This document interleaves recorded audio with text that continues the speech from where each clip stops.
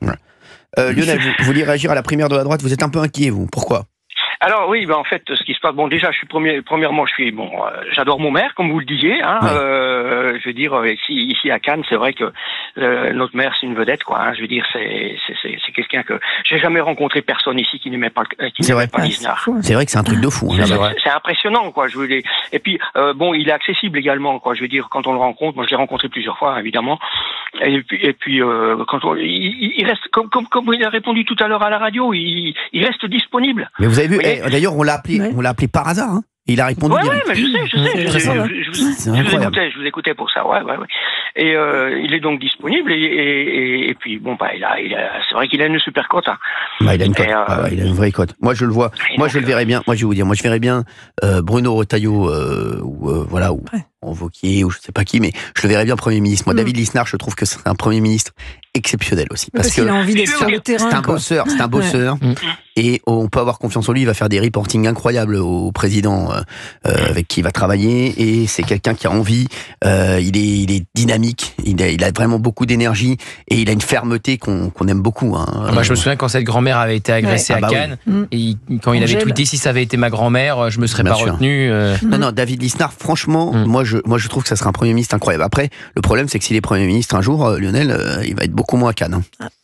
Bah ça, justement, c'est la raison de mon inquiétude. Voilà. Bah oui, c'est ça. Je suis un peu inquiet s'il monte dans la politique, Premier ministre ou peut-être même à la présidence un jour. Je sais pas. Mais bon, on n'aura plus notre maire, quoi. Ouais, c'est ça. François Bayrou reste à Pau et en état Matignon. François Bayrou reste à Pau. Il a même donné le succès des qu'on connaît. Mais s'il remonte la France, mais bon, de toute façon, je vais vous dire, moi, dans l'état où est la France là, actuellement, je pense que Lisnard, il a une carte à jouer, quoi. Moi aussi, je pense. Mais je pense que David Lisnard a dit une phrase très importante tout à l'heure, que moi je retiens avant tout, c'est « je pourrais travailler pour et avec Bruno Retailleau ». Et ça, je pense que c'était une phrase importante de cette petite interview débeautée qu'on a pu faire sur Europe 1. Vous savez, il y a quelques jours, vous demandiez si on avait, je dirais une personne providentielle. Oui. Vous vous rappelez de ça? Oui, bien sûr. J'ai presque eu envie de vous appeler. Ah oui, c'est pourquoi? Vous pensez à qui? Pour vous parler de Lisnard. Ah bah voilà. Donc voilà. Non, mais c'est vrai qu'il pour l'instant, pour moi, il ne fait pas d'erreur et il garde toujours sa fermeté. Moi, j'ai adoré, comme a dit Gauthier, sa réaction. Après la grand-mère j'avais fait ça on s'en rappelle tous ici à Cannes. Exactement. Voilà. Et il a été d'une fermeté incroyable et il a parlé non pas comme un homme politique, non pas comme un homme politique. Il n'a pas parlé comme un homme politique. C'est ça que j'ai aimé. Il a parlé comme un homme. Voilà. Et c'est ça que j'ai aimé. Je vais vous dire un truc. Lisnard, ça fait plusieurs fois que je le vois, que j'assiste à ses discours. Je le regarde sur Internet au niveau du conseil municipal qui est retransmis par Internet et tout. Bon, et donc je l'ai vu physiquement, je lui ai serré la main. Je veux dire, et si vous voulez, il s'adresse aux gens déjà d'une manière pour que les gens le comprennent. Première chose. Hein. Ouais. Et deuxième chose, il a l'art et la manière de parler de choses profondes et importantes.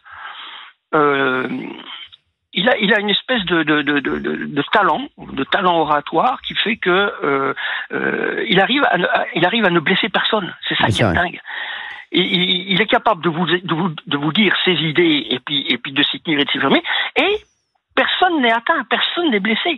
Je veux dire, c'est assez extraordinaire, ça. Moi, il me fascine, moi, à ce niveau-là. Exactement, je suis assez d'accord avec vous, Lionel. Merci, en tout cas, parce que je suis souvent à Cannes, moi. Donc, c'est vrai que j'ai eu l'occasion de le croiser. Faut passer me voir. Avec plaisir, Lionel. J'y serai cet été, comme chaque été. Vous pourrez me voir là-bas. Avec plaisir, vous venez me voir avec plaisir, si vous me croisez. Ok, ouais. Avec plaisir, et Lionel. puis, je voulais vous dire aussi encore un petit détail. Dites-moi, Lionel. C'est un économiste. Ouais, c'est vrai, ça, c'est important. C'est un économiste. Et je peux vous garantir que la manière de l'économie, comme il gère la ville, comme il travaille sur Cannes, comme il gère la ville, mais on parle même de la méthode Lisnard en économie. Et moi, j'avais un projet à un moment avec Cannes. Je vais vous en parler dans un instant. Restez avec nous, Lionel, à tout de suite sur Europe 16h18. Comment ça va, Olivier d'Artigol? Très bien. Vous vouliez dire quelque chose et c'est important quand vous dites les choses. Ah oui, alors. On parlait d'eux? Oui, dites les villes de gauche, je crois. Que les maires de gauche vont très certainement repasser dans des villes qu'on évoque régulièrement, car l'évolution de la population dans ces villes-là, l'électorat tel qu'il a été construit, que ce soit de l'électorat bobo parfois, ou de l'électorat issu avec des regroupements de population liés à l'immigration, avec le discours LFI, fait qu'ils ne sont pas si menacés que ça au regard de ces évolutions démographiques. C'est ce que je pense. Ouais. C'est d'ailleurs la stratégie de Jean-Luc Mélenchon de s'adresser une stratégie ethno-électoraliste et de la stratégie dans certaines villes d'aller plutôt vers un électorat bobo. Exactement. Mais les catégories populaires ne s'y retrouvent pas. Moi, je suis d'une gauche qui n'oublie pas les catégories populaires. Bien sûr, Papou. Est-ce qu'on peut faire le plein du réservoir d'essence, du frigo, vous avez raison, la fin du mois qui commence le 10, etc. Je retrouve mon petit-fils, Papou retourne à Pau ce soir. Voilà, et merci, je m'en occupe ce soir. Mais ce que vous dites est vrai. Je suis d'accord avec vous, Papou. Je suis fortement d'accord avec vous. Merci, Papou. Lionel. C'est doux, quand même. Lionel, qui est avec nous de Cannes. Je voudrais que les auditeurs nous appellent 01 80 20 39 21. Voilà, parce qu'on va prendre beaucoup d'auditeurs jusqu'à la fin de l'émission. Lionel, juste, moi j'avais été voir David Lisnard. J'avais un projet et il m'avait tout de suite reçu. Il est vraiment sympa. Vraiment, il a ses équipes très sympas. Et je vais vous dire un truc. Dans l'immobilier. Oui, exactement. Et je vais vous dire un truc. Il y a un truc. Moi, j'ai une petite histoire avec David Lisnard et ses équipes. C'est que ils m'ont énormément aidé, même pour mon papa, à trouver, pour les hôpitaux, etc., pour me conseiller sur des choses, etc. Et c'est quelqu'un vraiment. Et ses équipes, ils sont extrêmement sympas, vraiment. Ils sont toujours à l'écoute et pas qu'avec moi, avec tous les mecs, parce que moi, il se trouve que je suis à Cannes souvent, et j'ai une bicoque là-bas, une cabane. Oui, sur la plage, oui. Exactement, oui. Et donc voilà, à côté de votre barque. Exactement.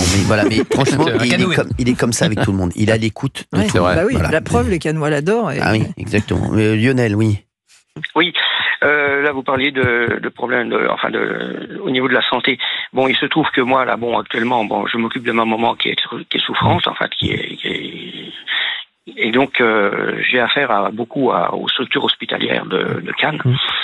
Et déjà, à l'hôpital de Cannes, ils sont adorables aussi. Non mais l'hôpital de Cannes, excusez-moi Lionel, déjà je voudrais dire un truc sur l'hôpital de Cannes.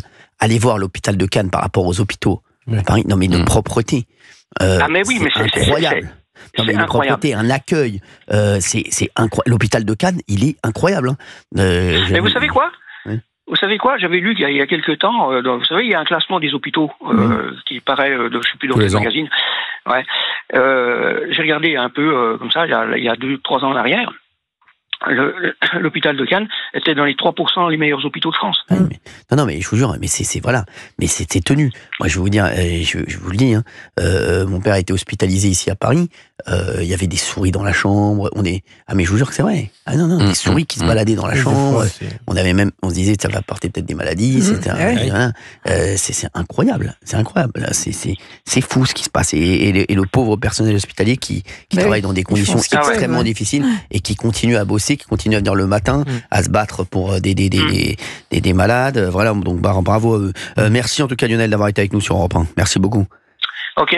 Je vous embrasse Lionel et on se croise à Cannes.